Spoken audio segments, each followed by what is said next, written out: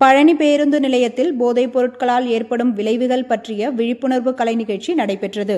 திண்டுக்கல் மாவட்டம் பழனி பேருந்து நிலையத்தில் மதுவிலக்கு மற்றும் ஆயத்தீர்வை சார்பில் கள்ளச்சாராயம் மற்றும் போதைப் பொருட்கள் பழக்கத்தால் ஏற்படும் விளைவுகள் பற்றிய விழிப்புணர்வு நிகழ்ச்சி நடைபெற்றது. இதில் கிராமிய கலைஞர்களின் கலை நிகழ்ச்சிகள் ஏற்பாடு செய்யப்பட்டிருந்தது. இந்த நிகழ்ச்சியின் வாயிலாக போதைப் பொருட்கள் பயன்படுத்துவதனால் ஏற்படும் விளைவுகள் பற்றி பாடல்கள் மற்றும் நடன காட்சி அமைப்புடன் பேருந்து நிலையத்திற்கு வந்த பயணிகள், பொதுமக்கள் மற்றும் அங்கு உள்ள வணிகர்கள் என அனைவரும் பயன்பெறும் வகையில் விழிப்புணர்வு கலை நிகழ்ச்சி நடைபெற்றது. மேலும் இந்நிகழ்ச்சியில் மதுவிலக்கு, வருவாய்த்துறை மற்றும் காவல்துறை அதிகாரிகள் என பலரும் கலந்து கொண்டு பொதுமக்களுக்கு விழிப்புணர்வு ஏற்படுத்தினர்.